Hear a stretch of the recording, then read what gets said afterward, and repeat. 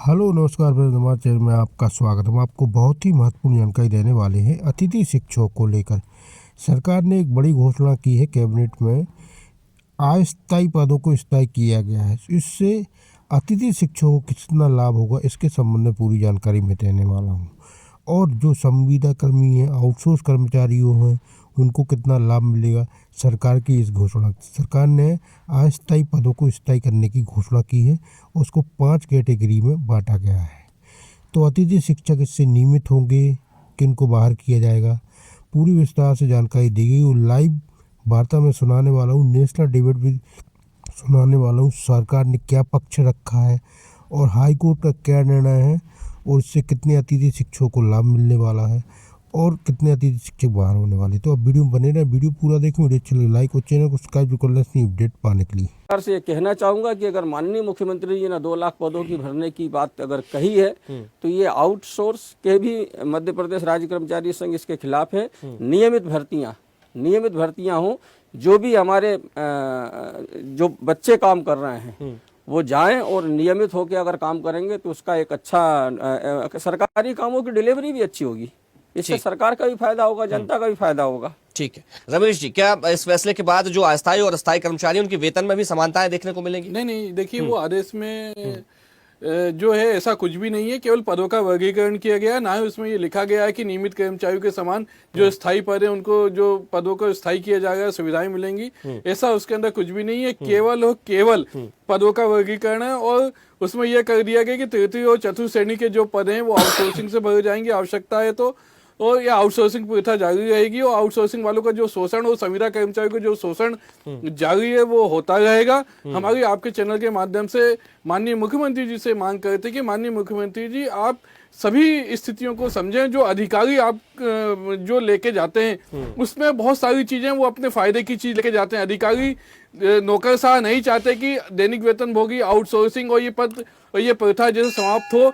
क्योंकि जैसे हमारे जितेंद्र सिंह जी भाई जो है उन्होंने कहा, जो हमारे वरिष्ठ कर्मचारी नेता हैं, उन्होंने भी कहा कि ये केवल और केवल जो बंगलों पे और सारी सुविधाएं लेने के लिए अस्थायी पद और आउटसोर्सिंग पद और संविदा कर्मचारियों के पद बनाए गए हैं। ये बाकी बड़े अधिकारियों के पदों का आउटसोर्सिंग क्यों नहीं करते? बड़े बड़े उच्च पदों पे क्यों नहीं करते? केवल तृतीय और चतुर्थ श्रेणी पे आउटसोर्सिंग क्यों की जा रही है? देखिए, एक व्यवस्था बनाई गई आउटसोर्स की, ठीक है, आप उसका विरोध करते हैं आउटसोर्स की जो व्यवस्था बनाई गई, लेकिन जो काम करने वाले लोग हैं वे भी तो कर्मचारी हैं, वे भी तो अपने भरण पोषण के लिए, अपने परिवार के पोषण के लिए काम कर रहे हैं ना। लेकिन तो उनके लिए भी व्यवस्था बनाना जरूरी है ना। लेकिन व्यवस्था क्या बनाई आपने? उनको 10,000 11,000 रुपए देते हैं आप, उसमें से कमीशन प्रथा जो ठेकेदार के माध्यम से रखते हैं। ठेकेदार 1,000 रुपए ठेकेदार ऑफ द रिकॉर्ड ले लेता है उनका शोषण करके, इधर सरकार से कमीशन लेते हैं। और वो यदि कर्मचारी बोलता है कि हमारी मेहनत का पैसा आप क्यों ले गए, जैसे आपने दीवार फिल्म देखी थी, वो वहां पे कुलियों से वो टैक्स वसूला जाता था, ऐसे ठेकेदार आउटसोर्सिंग कर्मचारियों से 1,000 रुपए 1,500 रुपए 2,000 रुपए रिश्वत लेते हैं। अब तो ये भी देखने में आ गया है कि आउटसोर्सिंग भर्ती के लिए भी जो सेड मैप और ये जो संस्थाएं हैं इनमें जो ठेकेदार जुड़े हुए हैं, यदि आउटसोर्सिंग की लेते तो 25-25 30 हजार 50-50 हजार रुपए रिश्वत के तौर पर ठेकेदार लगाएंगे कि हम तुम्हें आउटसोर्सिंग नौकरी लगाएंगे।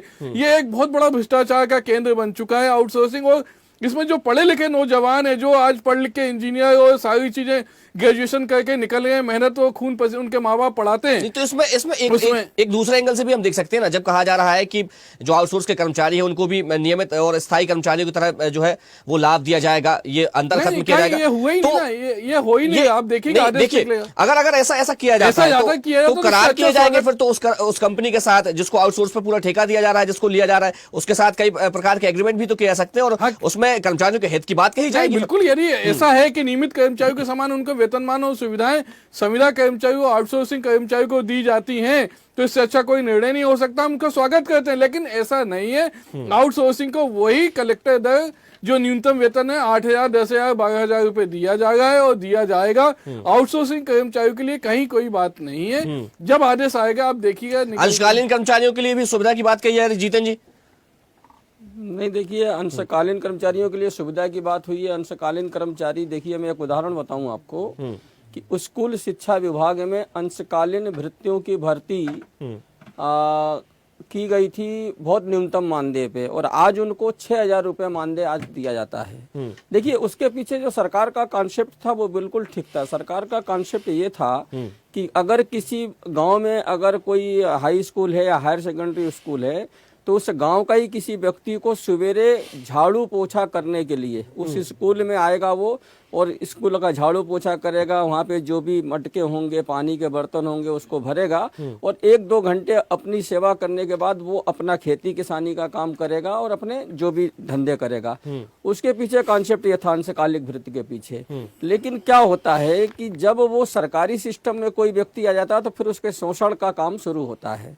आज अंशकालिक वृत्तियों की ये स्थिति है, हमारे पास आते हैं तो उनको वहाँ का प्रिंसिपल दिन भर स्कूल में बैठा के रखता है, फिर वो कहता है कि नहीं साहब हमारे घर का भी झाड़ू लगाओ, हमारे घर का भी काम करो। तो उसको कहा 2 घंटे के कॉन्सेप्ट जो था स्कूल शिक्षा विभाग का कि 2 घंटे उसको ड्यूटी करना है, सुबह शाम उसको झाड़ू लगाना है और बाकी अपने काम करना है, वो 6,000 रुपये उसको मान दे। मैं आपसे पूछना चाहता हूँ अभिजीत जी, आज अगर किसी अंशकालिक वृत्ति से 10-10, 12-12 घंटे काम लिया जा रहा हो और उसको 6,000 रुपये मान दिया जा रहा है, तो ये कहाँ तक न्याय? तो आपको क्या लगता है इस फैसले के बाद से उनकी समस्या का समाधान होगा, स्थिति बदलेगी? अब वो हम देखेंगे। मैं तो बैठूंगा, मैं तो माननीय मुख्यमंत्री जी से हम आग्रह करेंगे कि ये जो आउटसोर्स है और जो अंशकालिक है, अंशकालिक देखिए, अंशकालिक योजना तो ठीक है, लेकिन जो निचले स्तर पे उनका जो शोषण है, सरकार को शोषण बंद करना चाहिए। कोई भी अंशकालिक वृत्ति है वो 2 घंटे अपना झाड़ू पोछा लगाए, उसके बाद से किसी भी प्रिंसिपल को उसका शोषण नहीं करना चाहिए, किसी जिला शिक्षा अधिकारी को उसको अपने बंगले पर नहीं बुलाना चाहिए। उससे गैर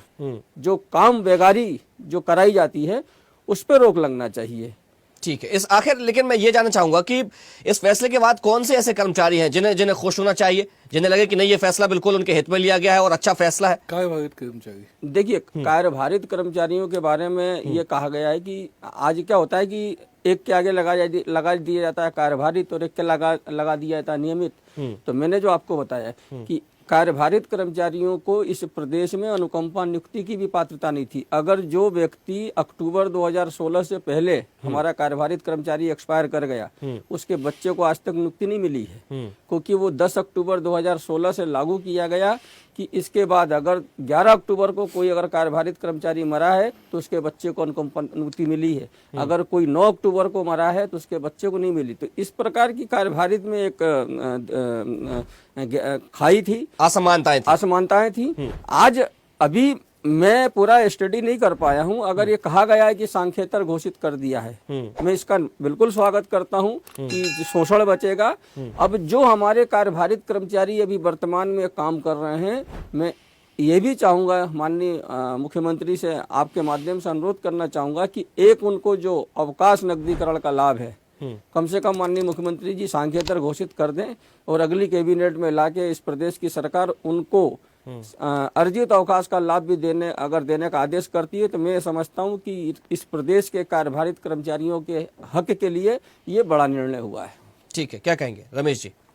ठीक, यदि निर्णय जब आदेश निकलेगा, अभी तो आदेश जारी नहीं हुआ, अभी तो कैबिनेट का निर्णय, उसके बाद सामान्य प्रशासन विभाग जब इसका आदेश निकालेगा, उस आदेश में क्या लाभप्रद है और क्या किन लोगों को लाभ मिला है, किन बिंदुओं पर फोकस किया जाता है, किन बिंदुओं को फोकस किया जाएगा, ये इसको लेके विभाग ने आदेश क्या निकाले। क्योंकि जब विभाग जैसे संविदा कर्मचारियों को 22 जुलाई 2023 को घोषणा अलग हुई थी और आदेश अलग निकला, तो जब आदेश निकला तो उसमें बहुत सारे किंतु परंतु लिखे गए थे। जो माननीय मुख्यमंत्री जी ने घोषणा की थी उसका लाभ मिला ही नहीं, जो वास्तविक मिलना चाहिए था, जिस घोषणा को लेके संविदा कर्मचारी उत्साहित थे। तो जब अधिकारियों ने जब आदेश निकाला उसमें बहुत सारे किंतु परंतु लगे हुए थे। तो जब आदेश निकलेगा उसी के बाद यदि कार्यभारित तो किसी को भी लाभ मिलता है तो हम उसको स्वागत करेंगे, और जिनको नहीं मिला उसके लिए हम माननीय मुख्यमंत्री जी से फिर ज्ञापन देंगे, फिर लड़ाई लड़ेंगे कि भैया इसका ऐसा किया जाए, जो छूट गया उसको फिर से किया जाए। ठीक है, लेकिन ये जो 10 से 5 श्रेणियां बनाने की बात कही जा रही है, फिर ये क्या है? ये मैंने बताया ना कि पहले 10-15 श्रेणियां थी कि सबके दैनिक वेतनभोगी, संविदा कर्मचारी, आउटसोर्सिंग कर्मचारी, अल्पकालीन कर्मचारी, कार्यभारित कर्मचारी, नियमित कर्मचारी, ऐसे बहुत सारे पद थे, उनको 5 श्रेणियों में विभाजित कर दिया है। स्थायी पद, अस्थायी पद, संविदा कर्मचारी पद, आउटसोर्सिंग कर्मचारी पद और दैनिक वेतनभोगी कर्मचारी, ये 5 श्रेणियों में विभाजित। तो फिर इससे भी तो कहीं ना कहीं लाभ मिलेगा ही ना उनको। ये तो वो केवल पदों का स्थायीकरण किया, मतलब पदों का वर्गीकरण किया है, ना कि उस नीति के अंदर ये लिखा है कि जिनको हम स्थायी कर रहे तो उनको ये लाभ दे दिया जाए, नियमित कर्मचारी को समान कर दिया जाए, ऐसा कुछ भी नहीं है उसके अंदर। केवल पदों का वर्गीकरण किया गया। देखिए, मैं आपको बताऊं अभिजीत जी, शिक्षा विभाग में एक बार की घटना बताऊं कि जब स्वर्गीय लक्ष्मण सिंह जी स्कूल शिक्षा मंत्री थे, हम लोग उनसे मिलने गए। जब हमने गुरुजी और मानसेवी शिक्षक की बात की तो एकदम तिलमिला गए कि लिए इस स्कूल शिक्षा विभाग में कितने कैडर हैं। अपने पीए को बुलाया कि ले यार मुझे लिख के दो। तो देखिए क्या है कि सर्वनाश तो हुआ है स्कूल शिक्षा विभाग में। जिस प्रकार से गुरुजी, संविदा शिक्षक, संविदा कर्मी, मानसेवी शिक्षक, तो कहीं कहीं आज कम से कम सरकार ने एक राज्य शिक्षा, यानी कि जितने कैडर रहे जटिलता है उतनी ज्यादा बढ़ती गई है। हाँ, बढ़ती गई और दिक्कतें बढ़ती गई। तो स्कूल शिक्षा विभाग में भी एक अच्छा निर्णय हुआ था कि राज्य शिक्षा सेवा का गठन कर प्राथमिक शिक्षक, माध्यमिक शिक्षक और उच्च माध्यमिक शिक्षक का परिकल्पना की गई थी, जो आज वर्तमान में लागू है। पहले स्कूल शिक्षा विभाग में क्या होता था, संविदा के रूप में शिक्षा कर्मी के रूप में भर्तियां की जाती हैं और 2500 3,500 रुपये मानदेय। तो वही मैं एक बार मैंने एक सेक्रेटरी साहब को मैंने कहा कि इस प्रदेश के जो मनरेगा का कर्मचारी है उसका वेतन 121 रुपये है मजदूरी, और संविदा कर्मचारी को आप 83 रुपये देते हो, तो इस प्रदेश के वो बच्चों को क्या पढ़ाएगा। तो वो एकदम तिलमिला से गए थे। तो मेरा ये कहना है कि कहीं ना कहीं ये सुधार तो हो रहे हैं। बीच की जो खाइयाँ थी शिक्षा विभाग में भी सरकार ने अच्छा सुधार का काम किया है। और ये भी जो 5 कैडर जो खत्म किए हैं, इनकी क्या।